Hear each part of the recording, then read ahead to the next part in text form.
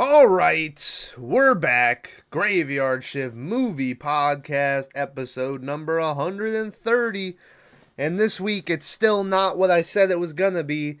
So instead, I watched Legion from 2010, which it's my second time watching the movie, but my first time all the way through. Um, I'm not even sure if I've ever watched this movie to the end. Uh, the part I know for sure I've seen because I love it is the grandma in the diner. Which if you've seen this movie, you know that scene. Um, and I saw that forever ago, and I think I watched a little bit more of it, but that's about the most I remembered from it. So this was my first time really watching it. Um, and I gotta say, I don't know what the general consensus is of this movie. But this shit rocked. It was amazing. I loved it. Uh, yeah, it was great. I'm gonna give it an 8.5. For Legion. I don't know. It was hitting on all cylinders for me. There's certain parts where it's like any movie where you have to slow down at some point and like let your characters talk so they get like backstory and you can care about them some more. And sometimes that works really well, and then sometimes it doesn't. Um, and in this movie, there's a couple conversations that I feel like really benefited from the movie benefited from watching the two characters interact. And then there's other parts where I'm like, all right, we could have we could have left this for the cutting room. But yeah, despite all that, this movie rocks. It's great. I loved it. Um, yeah, I'm gonna give it an 8.5. Also, star-studded cast. By the way, I didn't know how many fucking people were in this. Paul Bettany plays the main. Well, I don't know if you can call him the main character, but he plays Michael, the angel. Dennis Quaid is in it. Which I was really shocked to see him. I didn't know for a second he was in it. The guy from Tokyo Drift, the main character from Tokyo Drift, is in it. Tyrese, also from the Fast and Furious franchise, is in it. Uh, that black dude who I can't remember his name, but he's literally in everything. If you if you look it up. Hold on. Also, does he have a missing hand in real life? Can anyone answer me this? Because he has a hook in this movie, and I feel like I've seen him with a hook in other movies. So is he missing a hand? Charles S. Dutton, that's his name. So is he missing a hand in real life? Does anyone know this? Um, yeah, and then Kevin Durand is also in this movie. He plays Gabriel, which he's in a ton of shit too. If you might not, you'll see him and you'll know him, and he's one of those guys where you'll never really know what you know him from, but you know him, if that makes if that makes sense. But anyway, yeah. So this movie has a shit ton of people in it. Um, so yeah. So hey, spoiler warning for Legion. If you've never seen it, I'm gonna ruin everything about it. It's on HBO Max. It's a fun time. Go watch. I was planning on watching a different movie this week. And then as I was doing my research on it's a found footage, but it's one of those found footages that isn't a horror movie. It's called Punishment Park, and it's from like 1971. And it's about like the jails are overcrowded or overpopulated. So they offer these criminals, they're like, hey, well, if you guys can survive 3 days in Punishment Park, you can go free. And so, of course, they do it, and the whole thing is like the cops are hunting them down in Punishment Park to kill them and shit. And I'm gonna be honest, from other shit we've watched on the channel, it might qualify as horror enough to watch it. I'm probably gonna watch it, and based on when I watch it, I'll determine whether or not it fits the parameters of the channel. I guess I could always make it a smoke break if I thought it was interesting enough. But yeah, but then I found out it was like a drama type movie. Apparently, it's not really a horror. So I was on HBO Max looking around for movies, and HBO Max is littered with fucking classic horror movies. If you're looking for like 60s, 50s horror movies, HBO Max is the way to go. I was gonna watch some like super old shit for you today. And then I saw Legion, and I was like, oh man, it's been a while since I watched that. So there you go. So I watched Legion. But anyway, if you're looking for old horror movies, check out HBO Max. They're legit littered with them. You go on Netflix, you're lucky to find anything older than 2010. But HBO Max is fucking littered with it. So there you go. So hey, yeah, spoiler warning for Legion. I'm going to ruin everything about it. Antonio Gibson has been ruled out of the Commanders versus the Cleveland Browns this week. So there's a little update for you guys on that. Do not start Antonio Gibson. Fantasy's over at this point, I think. Everyone's season is done. So disregard what I said. But anyway. So the movie starts off with a bunch of shots of like the desert. This whole movie takes place in the desert. And this lady is talking about how when she was a kid, her mom used to talk about how God loved everybody and, you know, he was merciful and all this shit. And then that all changed when their dad left. And all of a sudden she would talk about how God, you know, was vengeful and how there was a prophecy that the world would be shadowed in darkness and, you know, just all this shit. And she asked her mom what had changed. Why had God, you know, changed his mind? And she says that her mom says, I don't know. I guess he got tired of all the bullshit. And that's the start of the movie.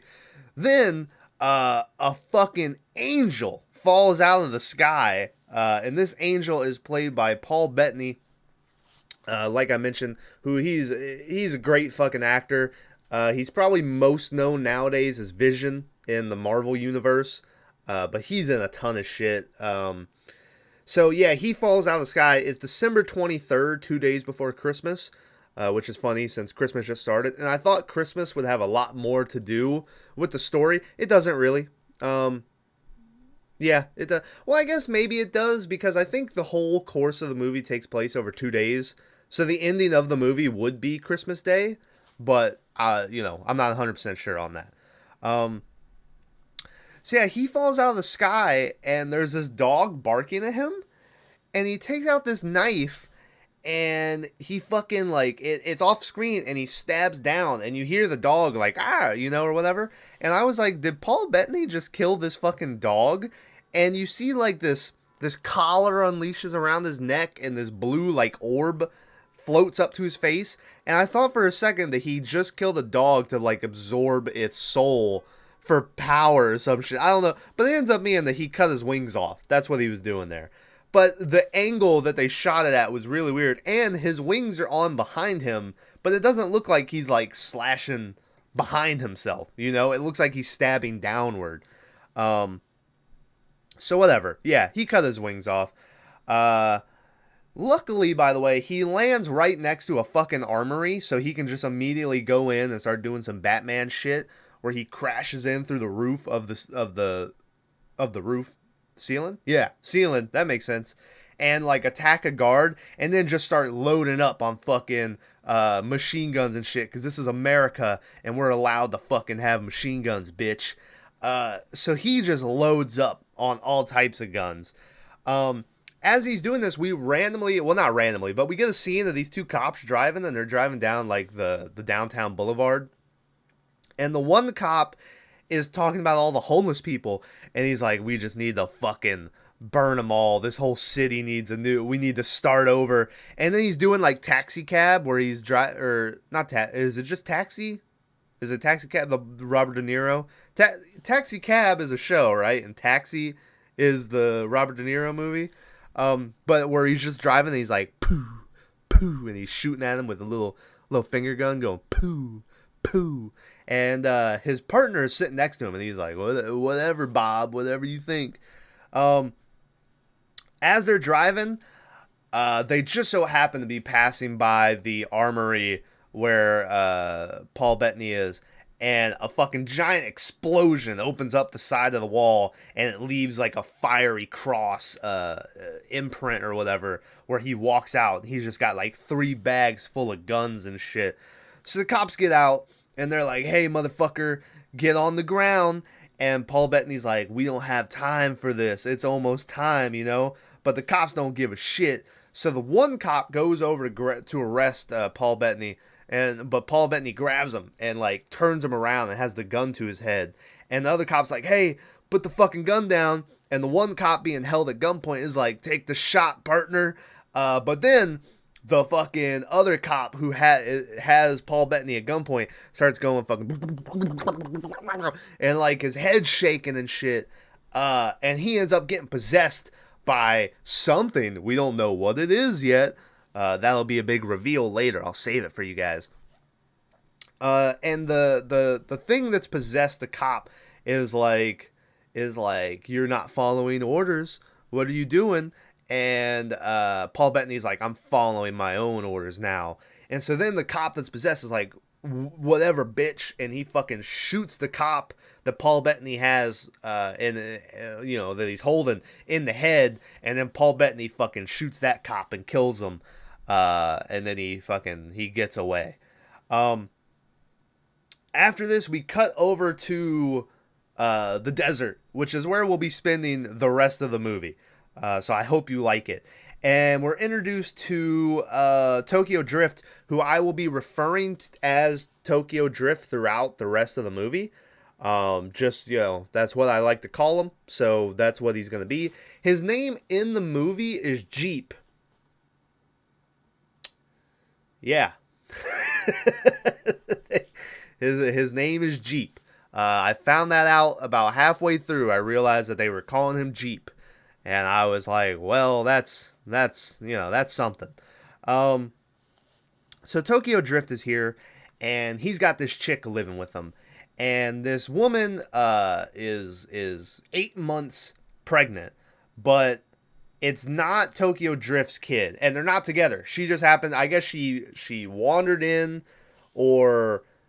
she's working at the diner, so she's been here a while, but Tokyo Drift is just letting her like live with them and shit. Even though they're not together, clearly Tokyo Drift like is in love with this girl, and he wants to, be around her. But at the moment they're not together. And this also happens. The cop who was possessed, when Paul Bettany is like, "Oh, I'm following my own orders." The cop is like, well, fine, you'll die just like the child will die. And then we cut right over to a pregnant lady. And it's like, gee, I wonder, which baby they're talking about here. So they're talking, and it's your normal bullshit about, she's like, you need to stop worrying so much about everybody and your dad and me and shit. And he's like, I just want to worry about you, darling. Because he talks like that. And she's like, then we cut into the diner where Dennis Quaid, who I will be referring to as Parent Trap throughout this movie. Parent Trap is here, and he's like messing with the TV because the TV's like staticky and shit. And behind the counter is Percy the cook, played by Charles Button, who, like I said, he's in everything. And so, yeah, these two guys are in the movie.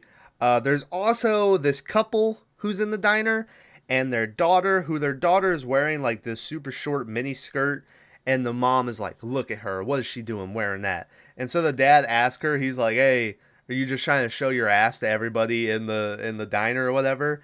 And she's like, yeah, I thought about getting double teamed by a meth addict and a trucker today. So that's their relationship. After that, we cut over to Tyrese, who's here. And in my notes, I just wrote, and now fucking Tyrese is here. And he's driving. He's running out of gas. So, of course, he has to stop at the diner, which doubles as a gas station. That is probably the last gas station for a long time in this place. He walks up to the diner, and the pregnant lady is standing outside smoking a cigarette. And Tyrese is like, that's probably not good for the baby. And she's like, I guess I should stop then, as she like takes another pull of the cigarette. And I was like, well, gee, you're a fucking terrible person. Why would I want to root for you fucking smoking with your baby? So he's asking for directions. He's trying to get, I think he's trying to go visit his kid, because later on in the movie he like calls his ex-wife or just baby mama, or something like that, and he's trying to talk to his kid, but she won't let him. So he's asking for directions, and then he's asking about the fucking the diner. He's like, "Y'all got any food in there? I'm pretty hungry." And she's like, "Yeah, we got steak and pancakes and all this shit." And as they're talking, Tokyo Drift comes around the corner and sees him, and he's like, "Oh, a black guy." And so he's like, "Hey, what's going on here? Are you all right, Susie, or whatever her name is?" I think her name might be Beth. And she's like, "Yeah, I'm fine." And so he's like, "Okay, watch yourself, black guy." A lot of eyes at Tyrese in this place. They're not fans of Tyrese. Um, so that happens. We go back inside, or no, we go outside now, where Tokyo Drift.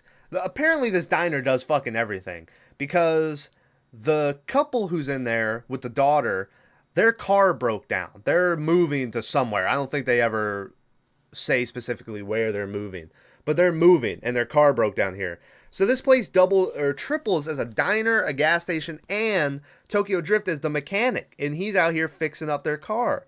And so Dennis Quaid goes out and talks to him, and he's like, "Hey, how's the car coming along and shit?" And Tokyo Drift's like, "It's going good, Paul." And Dennis Quaid's like, "Listen, you should stop following around this pregnant shit, because she's just gonna fuck everybody around except for you, and all this shit." And he's like, "Oh, Paul, why are you talking like that?" And Dennis Quaid's like, "Listen, he's like, I worry about you." And the Tokyo Drift says that he doesn't have a choice in the matter. It's like there's something making him follow her, and he just has this feeling he has to stay close to her and protect her and shit. And the dad's like, "Listen, fuck all that noise." He's like, "I want you to fucking leave." He's like, "I want you to pack up. I want you to leave, go to the city, do something, because I don't want you to wake up here, 20 years down the line and realize you're stuck and you hate your fucking life." He's like, "I want you to be happy. So he leaves him with those words, and he goes back inside. As he leaves, Tokyo Drift notices that there's these giant fucking clouds moving in towards the diner. And he's like, "Oh, what's going on?" Dennis Quaid goes inside, and the TV has gone to static again. So he's like slapping it and shit, and eventually it comes on, but it just has like a warning siren, or squeal, and it's a distress signal, and it says, "This is not a test." And they go, "What is that?" And Dennis Quaid goes, "I think this is one of them tests." I thought that was funny. So they try like turning on the radio, but the radio just gives them the same warning sound, and nothing's coming through. Tyrese is on the phone in the back. This is the point he tries to call in, like, to talk to his kid, and the phone goes out. So now the phones are dead. There's no TV service. There's nothing. And they're basically just stuck there. And so they're like, "All right, well, maybe it's just a storm that's knocked everything out." So as this is happening, a car pulls up in the driveway, and this lady gets out, and we see her walker, and this old lady comes walking into the restaurant, and she's all smiles, and she immediately sits down, and the pregnant lady's the waitress here, and she comes over and to take her order, but the lady already knows what she wants. She's like, "I want a steak, and I want it rare." She starts talking with the couple who's sitting there, and she's like, "Hi, my name's Bethelyn," or something, in old lady voice. And they're like, "Oh, it's real good to meet you." They go, "Hey, the TV and the radio and everything's out. Do you know what's going on?" And the old lady says, "You don't need to worry about that. It'll all be over soon." And it was like, "Oh, well, that's not comforting."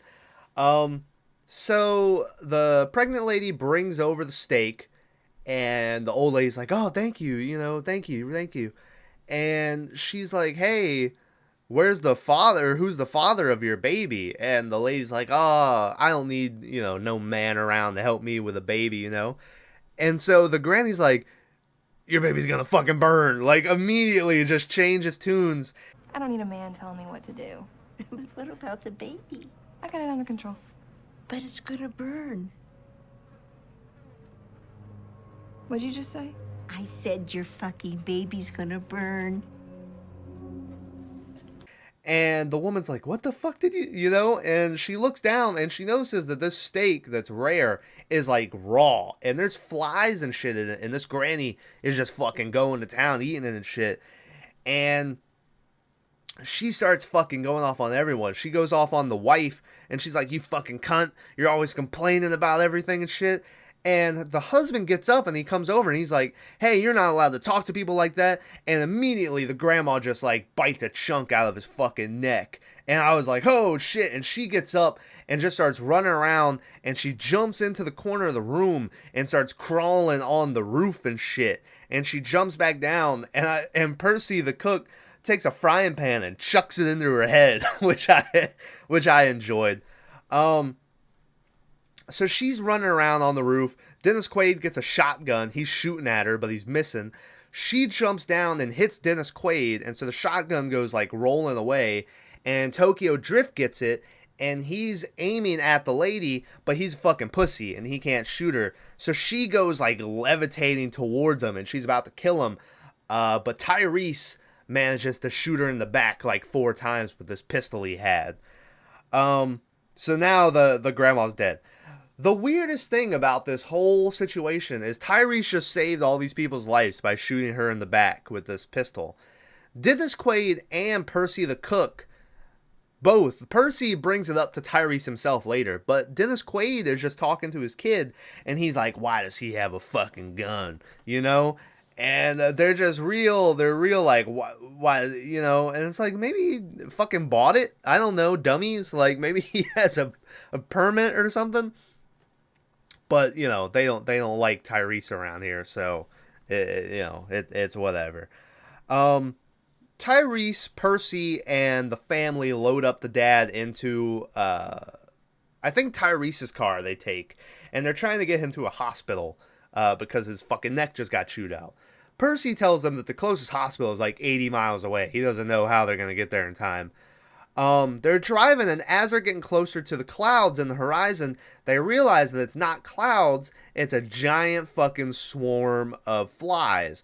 And so they're driving through it, and the flies start coming through the vents, and they're filling up the car and shit. And so they're like, all right, never mind. And they come back, and they come back to the diner, and as Percy is walking in, he tells Dennis Quaid, he's like, somebody needs to get my Bible. We gotta start praying. I thought that was funny. Another funny line right after this, they go to dump the grandma out of the diner, like her body, and Dennis Quaid is like, oh, she's burning up. How is that possible? She's been dead for an hour or something. And Tyrese goes, I don't give a fuck how long she's been dead. Bitch just climbed on the ceiling. So as they dump the grandma's body outside, they look around and they see a cop car racing up towards the diner. And at first, Dennis Quaid is like, oh, fuck yeah, we got a cop coming. But then they notice it's an LAPD cop car. And they're like, oh, what the fuck? And they look over at Tyrese, thinking maybe he's on the run. But Tyrese says, hey, man, I'm from Vegas, you know? So the cop car pulls up. And the person who gets out is Paul Bettany, who's finally arrived, and they hold him at gunpoint and shit, and they make him show his teeth, because they noticed that the grandma had, like, little baby razor teeth and shit, and so Paul Bettany smiles for them, and they see he's got normal teeth, and so they're like, oh, okay, and they ask him what his name is, and he says his name is Michael, so that's when we learn Paul Bettany's name in the movie. As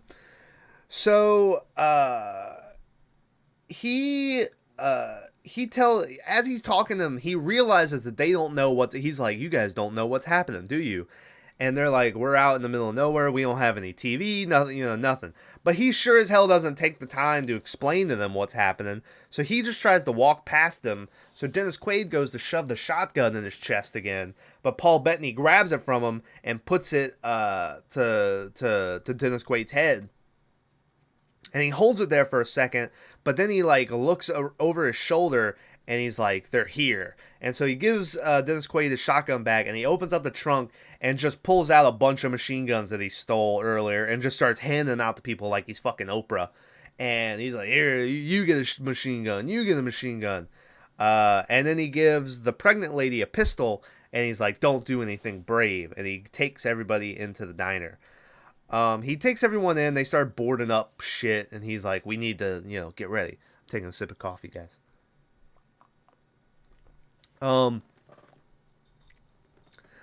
As they board everything up, the power goes out in the diner, so Tyrese, Percy, Dennis Quaid, and Michael go up to the roof to look outside, and as they're up there, they hear a fucking ice cream truck making its way out towards them. Michael tells everybody, they're like, turn your safety off, you won't be needing it, and when you start shooting, hold on for dear life or else you'll shoot your hand off. And Tyrese and Dennis Quaid look over at Percy the cook, because like I mentioned, he has a hook, and Percy's like, why the fuck y'all looking at me? I thought that was good as well. So the ice cream truck pulls up, and the dude gets out, and it looks like he's just a normal dude. They're like, Tyrese has a lot where he goes, he doesn't look that scary. And then, of course, the next thing you know, the dude's limbs start elongating, and he starts to extend and shit. And he turns into kind of like a... He walks on all fours. Oh, man, he don't look that bad. Oh, shit, oh, shit, oh, shit. Oh, shit! And from what little I remember about this movie, I feel like this ice cream man was used in all of the promotions for this movie. I could be mistaken, but I'm pretty sure he's like in all the promotions as the ice cream man demon dude. Which is weird because, yeah, I guess it's cool when he extends his legs and, and all that shit, but he immediately just gets bitched out and Michael just fucking sprays him down, and so the ice cream man's dead. Dennis Quaid is like, is that it? But then they look up the highway and they see fucking hundreds of cars just making their way towards them. So they're like, no, that ain't it. So they just start shooting. They're just murdering everybody in their cars. Michael pulls out a fucking bazooka that I guess he got at some point, and he shoots that at the road and like explodes a bunch of people. There's a point where some of the cars who made it up to the diner, they start getting out and they're walking towards the diner. I don't know why they don't just run, because I mean, clearly the people have shown they're faster than what they're acting now, but for some reason they just walk towards the diner. I'm not sure why. But they walk towards the diner, and as they're doing this, you get your classic like horror movie shit where you see a possessed little kid with like a balloon walking in the crowd, and Tyrese notices her, and he has a moment where he's like, oh, and he like he tells Michael, he's like, these are just normal people. And Michael's like, not anymore. He just fucking starts spraying. So keep that in mind with Tyrese with the kid. So eventually, one of the people, or one of the possessed people, managed to bust into the diner. And he's running around in the darkness and they can't see him. And eventually he grabs the fucking dad who got bit in the neck, who somehow is still alive. He's been laying on the ground with a bandage around his neck. And they're going to pull the dude out of the window. The pregnant lady tries to stop them at one point, and they're about to grab her and drag her out. But Michael comes downstairs and manages to cut the guy's hand off in time. So they only manage to take the dad. After they take the dad, they kind of just stop. They stop coming towards the diner, and they just sort of back up into the dark. And Tyrese is like, yeah, we got him running. But yeah, so for the time being, they I guess they won the first wave. The first wave is done. Night 7 is complete. So everyone on the roof comes downstairs, and Dennis Quaid tells Michael, he's like, you gotta start fucking talking. So we finally got our exposition where Michael tells him what's going on, where he says that the last time God lost faith in humanity, he unleashed a flood. And now this is what he's doing this time. And so Percy is like, are you telling me this is the apocalypse? And Paul Bettany's like, I'm telling you that this is an extermination. And so we find out that the people are possessed by angels. That's the big twist, is because, you're like, oh yeah, demons are fucking, killing everybody. But no, it's God has sent angels to possess people and start just murdering because he's lost faith in humanity. And Paul Bettany has, he's like, I still have faith in humanity. So he obeyed God's orders, and that's why he's here. Dennis Quaid doesn't believe in all this shit because he's an atheist. But Percy is like, come on, Bob, look outside. Look at it, all this shit. This isn't exactly our normal clientele, So the daughter of the dad who just got dragged away is like, oh, so are you here to protect us? And Paul Bettany goes, no, I'm here to protect her. And he points at the pregnant lady, and he tells her that her child is the only faith humanity has left. And if that child dies, so will mankind. So his whole mission here, he's like, I'm here to protect the kid. And then he says that the first attack was just them testing their strength. The next attack will be them testing their weakness. So now is the point where everyone starts talking to each other and shit. This is Percy the cook is talking to Tyrese, and he brings up the pistol, and he's like, why you have that pistol? And it just seems like a weird thing that they're hung up on, why he has this gun. And Tyrese says it's for protection. It's for anyone that starts causing shit. He says that today was the first time he had to use it. And before, he would pull it out and wave it around sometimes, but this was the first time he actually had to use it. And he's like, this shit's crazy, man. And you see he's getting like choked up. So this makes Percy go into his own like backstory, and he tells him a story about how his dad used to sit by his bed when he was a kid and ask him, if today was your last day on earth, would you be proud of what you've done and shit. And I was like, he's a fucking 7-year-old. He ate Cheerios and watched cartoons. Like, what the fuck kind of parent is sitting next to their kid? Like, hey, if God fucking kills you tonight, are you happy with what you've done? So I just always think it's funny when I hear people in movies and books talk about how their parents were like, hey, you think God would be happy with you? And he's like, I don't know. I was watching fucking Charlie in the Chocolate Factory earlier. So they have their conversation. The Tokyo Drift is talking with Michael, and he's asking him why he still has faith in humanity when God lost it. And Michael tells him it's people like Tokyo Drift who make him, still have faith, where no matter what's put in his way, he always tries to achieve his goals. And all this sappy bullshit about, oh, you never just lay down and give up. You always fight towards to fight for what you believe in or whatever. And that's why Paul Bettany still has faith in humanity. Michael goes up on the roof to check out, or to check up on everybody as the sun is coming up. And as the sun is coming up, he has a flashback to when he decided to leave heaven, where they're getting ready. The angels are getting ready for their war on humanity. And he's talking to Gabriel, the other fucking angel, who, like I said, I can't remember the guy's name now, but the dude who plays him, if you saw him. And he's telling Gabriel how God has lost his way and how, he needs to go on this mission and shit. And Gabriel is like, if you do, he'll never forgive you. And Michael is like, well, only if I don't succeed. And so that's the little flashback to that. Back inside the restaurant, it's morning now. And the wife of the dude who got dragged away, she starts hearing him like calling out. And she's like, where the fuck is he? And so she's looking around, and eventually she looks out the window and sees him tied up on an upside down cross, and his skin is like bubbling and shit. So she's like, starts taking down barricades to get out to her husband. They're trying to stop her, but they can't. And eventually she manages to get outside and run towards her husband. Percy the cook runs after her and tries to grab her.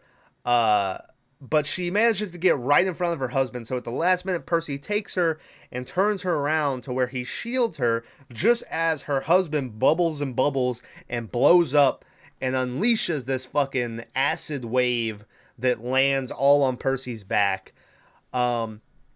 He manages to get her back to the door. And as he gets to the door, he stops. And they're like, Percy, what's wrong? And he falls over and we see like his back has just been just eviscerated, and like his spine is sitting there, just the acid just ate away at everything. So Percy the cook is now dead because of this crazy bitch. They tie up that lady because she just made Percy die, and her daughter gives her either like an antidepressant or like an aspirin, either one. But she's like, take this, Mom, and you'll feel better. And so the mom takes it. And then she's like, this is all your fault, right? The only reason we were moving was because of you. And she's like, I had a perfect life, and then you fucking ruined everything. And Tyrese is like, shut up, bitch. And he takes the daughter away from there. Later on, Tyrese and that girl will have a conversation where she says that her mom was right, and the only reason they were moving was because they thought her friends were bad influences on her, but she was the bad influence in the relationship, And Tyrese is like, oh, my dad wouldn't pay attention to me unless I was bad, so I got really good at being bad. And they're like, so Dennis Quaid is working on the radio downstairs, and he finally gets it working, and they get a signal from outside of, I think it's inside the city. I forget where this actually takes place, like where this desert is located. I imagine it must be outside of LA, maybe. That's where, I don't know, because that's where Paul Bettany came from, but I don't know where this is. But they get a radio transmission of a guy saying that that militias have started forming in the city, and they're popping up everywhere. They're like Death Valley, over here, and they're forming up into one big colony. So everyone wants to leave to go and join up with the militias, but Paul Bettany is like, nah, fuck that. We ain't leaving until the baby is born.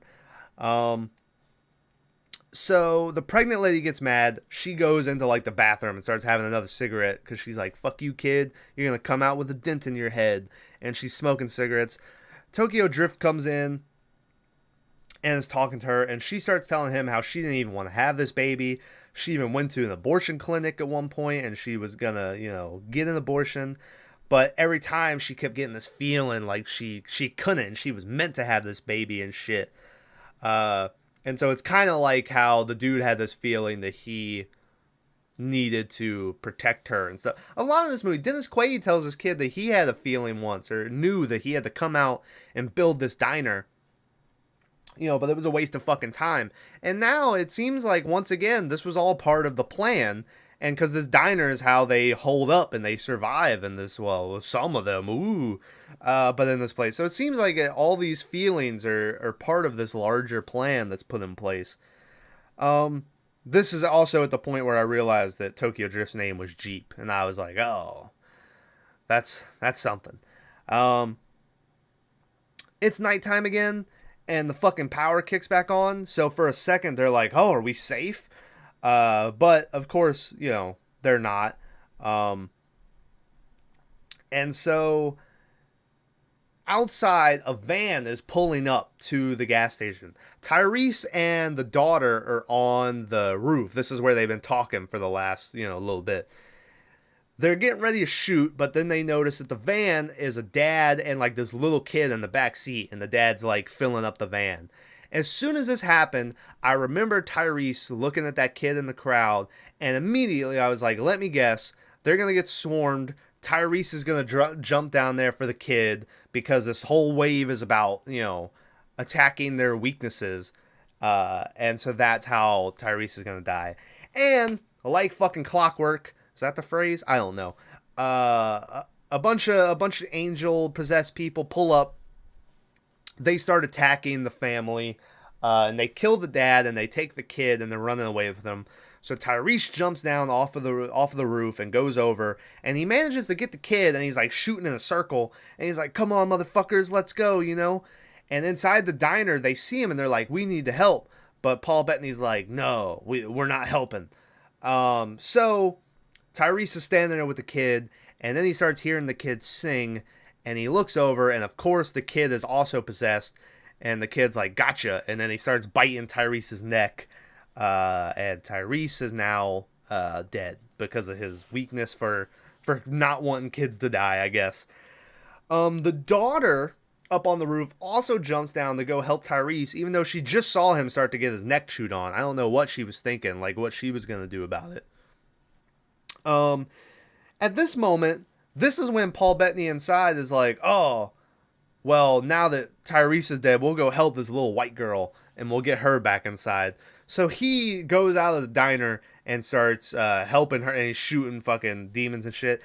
And the daughter has hidden herself in the van. She's locked herself in the van. So Paul Bettany goes over, takes a gas pump, starts to shoot the gas up in the air, and then shoots it with his gun to create a makeshift flamethrower, and starts catching everybody on fire and shit. And he gets the girl out of the van, and they run away just in time for the pumps to explode and everyone to get blown up.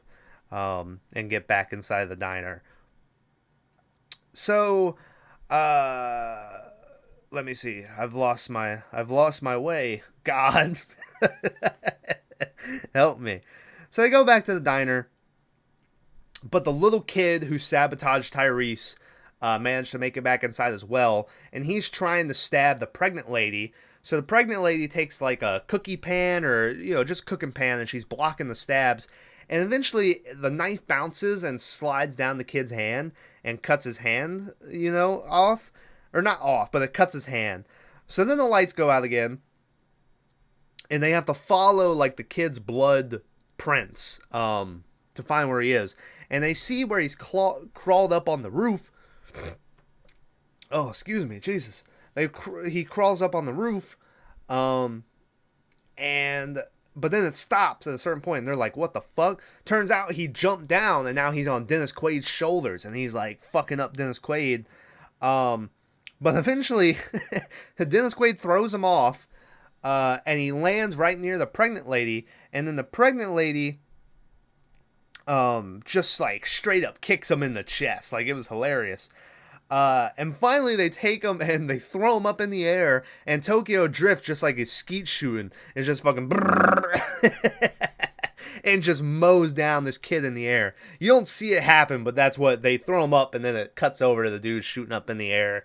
Because, even though it's a possessed little kid, you can't show, killing little kids. So they kill him. So that was a lot of fun.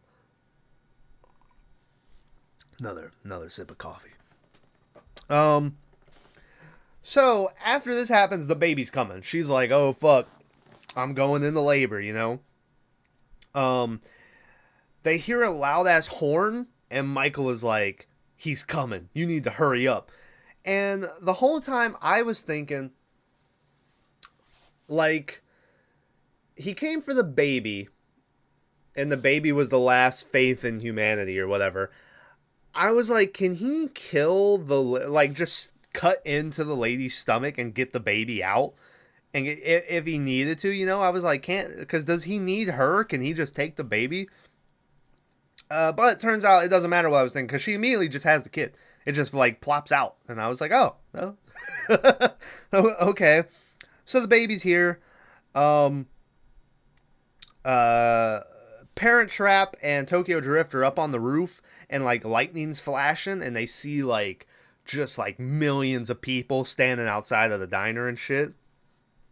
The daughter takes the baby, because, the pregnant lady, well, she's not pregnant no more, but, she doesn't want to hold the baby because she doesn't love the fucking baby.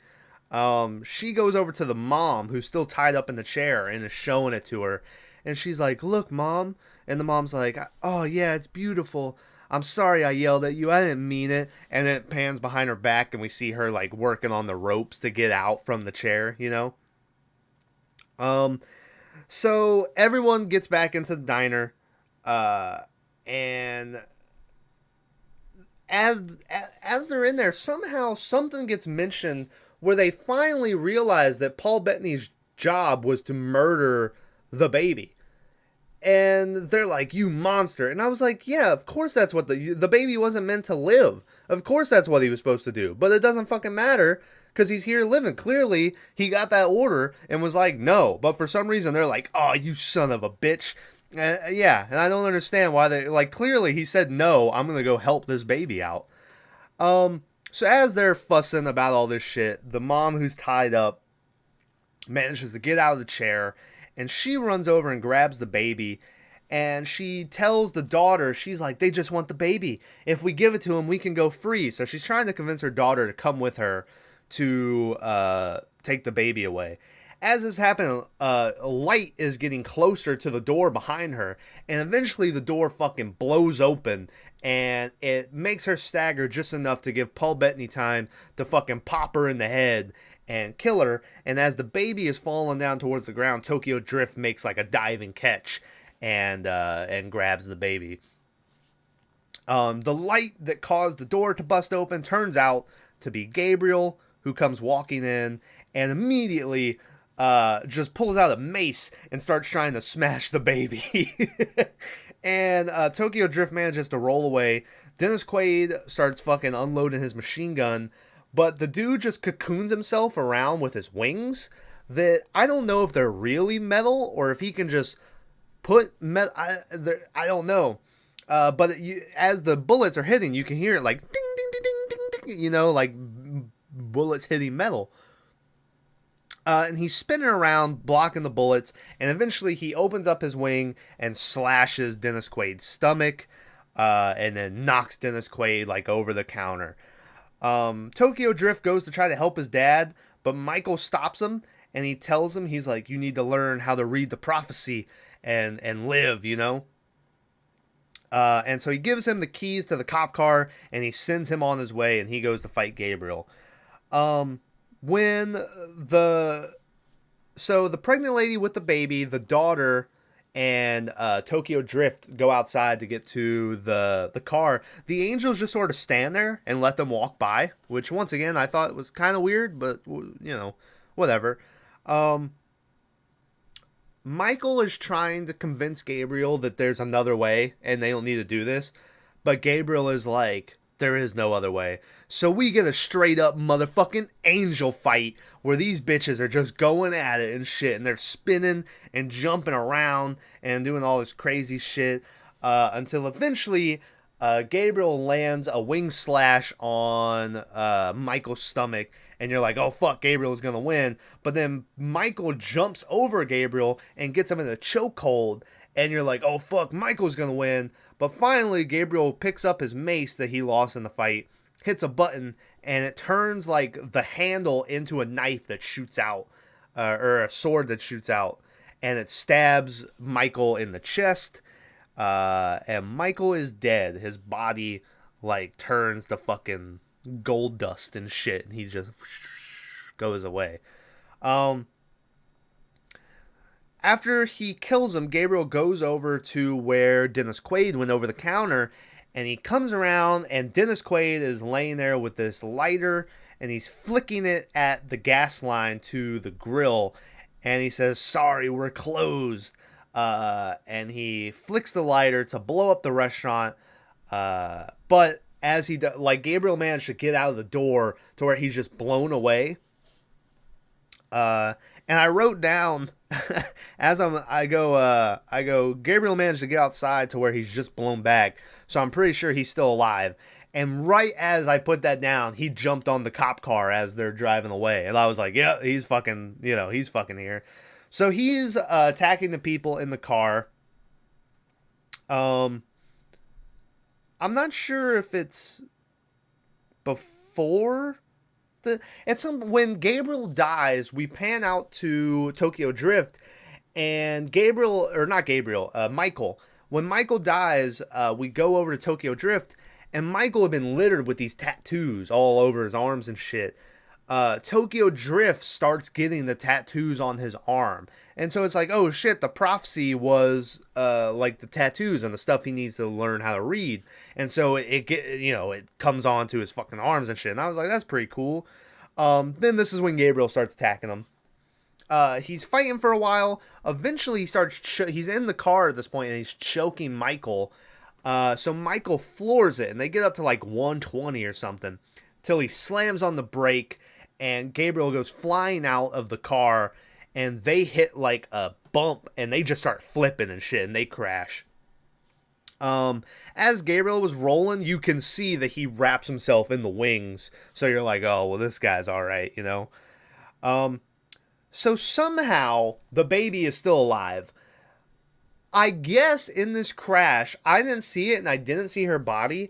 I guess the daughter is dead. The daughter of the couple who's dead at the restaurant, because you don't see her again at the end of the movie, and so I'm gonna guess that she wrapped the kid. She was holding the kid and protected it, but it killed her.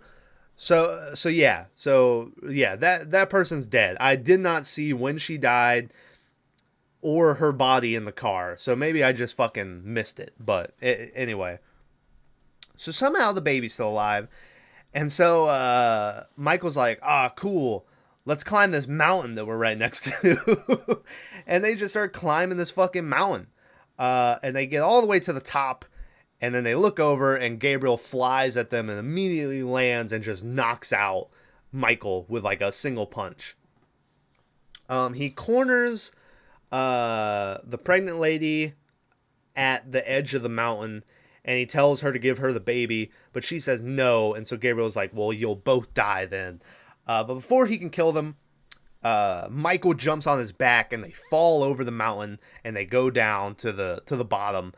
And immediately, like, Tokyo Drift doesn't do fucking anything here. They just land, and Gabriel gets a knife, and he's like, why do you fight when you know all hope is lost? And like, that's it. He's going over to stab him. Like, this dude's fucking dead.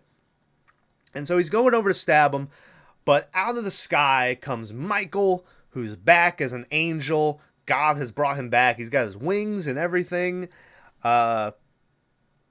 And Gabriel he's like, God brought you back? And he's like, yeah, I gave him what he needed to see, or whatever. And this time he's got a cool ass sword, and he pulls out and immediately just fucking slashes Gabriel's stomach. And I thought he had killed him, but he just wounded him, because Gabriel's kneeling down, and he walks over and like puts the sword at his neck, and Gabriel's like, go on, do it, but Paul Bettany's like, no, I won't. And he sheaths the sword. Gabriel is like, I never would have shown you such mercy. And Paul Bettany's like, I know, that's why you failed him. And then Gabriel fucking flies away in defeat. Michael is gonna leave too, to go be an angel again, I guess. And fucking Tokyo Drift asks him, he's like, oh, will we ever see you again? And the dude's like, have faith, and then flies away. And so then Tokyo Drift's like, cool, let me climb this mountain again. And so he climbs all the way up to the top. And he gets up there with the girl, and they look off into the sunrise, and they go down and they get into a car, and they fucking drive away. And as they're driving, the girl says the narration from the beginning of the movie, but she doesn't change anything about it. It's still, I guess God got tired of all the bullshit. And they drive off into the sun. And that's how the movie ends. I'm not sure, and maybe I'm just stupid. A good possibility. I don't know where the fuck the prophecy came in and all that. The dude just got bitched out and was gonna die. And then Paul Bettany showed up to save him. Like, I don't know. I guess maybe he's talking about now later, because most of humanity, I imagine, at this point is dead. They're living in a post-apocalyptic world. I know that there was a TV series that came out on Sci-Fi that was like based 25 years after the events. I think it made it 2 seasons, and then it got canceled. I never watched it, and I probably won't, because I imagine it doesn't have a set ending since it got canceled. But yeah, so maybe he's talking about the prophecy for like later on in life. But I don't know what the fucking don't get me wrong, he's got some cool tattoos now. He looks cool as fuck when they're driving away, and he's wearing like this military vest that I'm pretty sure he got from Michael, which doesn't make sense because Michael's body with that vest disintegrated. But whatever. Yeah, I don't know where the fucking prophecy came in. I also don't know what fucking point the baby played in it. I'm gonna be honest. I guess it's just because the baby wasn't supposed to be born, and he defied that, or something. I don't know. I was thinking like this whole thing was gonna be, you know, I'm not sure what point the baby had to be born in. I'm sure it's explained in there, and I missed it because it was a bunch of religious jargon that I just couldn't comprehend. That one's on me, but yeah, I'm not sure. And the same thing when I was talking about how I think the mom, I was like, can he just kill her? I don't think he can. I think he was supposed to have her be and like raise the kid and shit. So I'm not entirely sure on what the parameters were on the whole story, but I still really liked the movie. It was really cool. It does get a little long in the tooth with everyone talking, but all movies have it, and sometimes you just gotta fucking deal with it.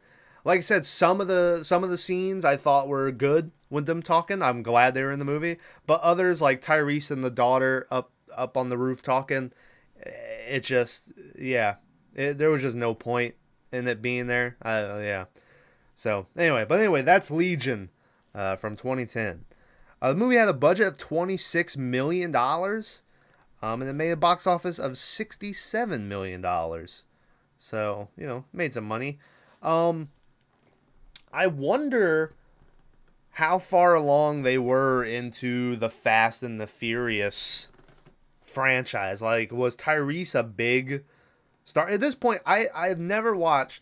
I watched the first Fast and the Furious, and I watched Tokyo Drift. So Tokyo Drift is in, one of the only movies I've watched of the series. So I wonder because I wonder if you could get Tyrese. Well, this was 2010. Oh man, they were fucking deep. Fast and the Furious 2, turbocharged. What the fuck is that? Tokyo Drift, another Fast and the Furious. Okay, so they made like 4 movies at this point when Tyrese. So I don't know when Tyrese comes in either. So, but anyway, yeah. So that's pretty cool. I guess. And then Paul Bettany. I think he might have been the voice of Jarvis at this point, but no, yeah, I don't know. The first Iron Man was 2009, right? Was he the voice of Jarvis? It doesn't fucking matter. But anyway. Best of, worst of for Legion. My best of is absolutely going to be the whole grandma scene with her going up on the roof and shit. It's amazing. It sets the tone of the movie. Yeah, it's great. It's some great shit, that part. Worst of, worst of, I might just say like, I might say the fucking Tyrese and the daughter talking. That's the first thing that comes to mind. No, you know what? My worst of is gonna be Dennis Quaid and Percy the Cook having this weird obsession with this guy having a gun when it saved their life. I don't know why they cared so much when demons or possessed people are attacking them, and they're like, "Why did you have that gun?" It just seemed stupid. So, anyway. All right, well that's it. That's the end of Legion. Next week, who the fuck knows what it's gonna be? Yeah, who knows? I don't know what's going on. I see Tyler. Oh, I'm spying on you, Tyler. You're online right now. We could have been doing Cult of Chucky, but instead, I'm here talking about Legion. Which honestly, pretty good. Because spoiler, guys, I watched Cult of Chucky like a month and a half ago when we were fucking supposed to do it. And so I'm probably going to have to watch it again. Pretty shitty movie, I thought. So I'm kind of glad that I got to watch this instead. But anyway, So yeah, who knows? Maybe it'll be Cult of Chucky. Maybe it'll be me here talking about another fucking movie. Maybe it'll be Punishment Park if I watch that and it turns out that it qualifies. Who knows? But something will be here. So look forward to that. Happy New Year. When does this come out? This comes out. Well, it comes. Okay, so this is 2 days before the New Year. Happy early New Year's. If you watch this after the New Year's, it's already been New Year. If you watch this 2 years from now, it's been. I might be dead. It's been like years. Who knows? Future man. Who can tell? Yeah, go check out the gaming channel. Link in the description. Tomorrow, when this comes out, it'll be another Red Dead video. I think the 3rd video in that series. I put out a High on Life video the other week. You can go check that out. Shit's coming out pretty steadily over there right now. So go over there if you would like. And yeah, that's about it. See you guys next week for whatever the fuck we end up watching. And I'll see you guys then. All right, bye-bye.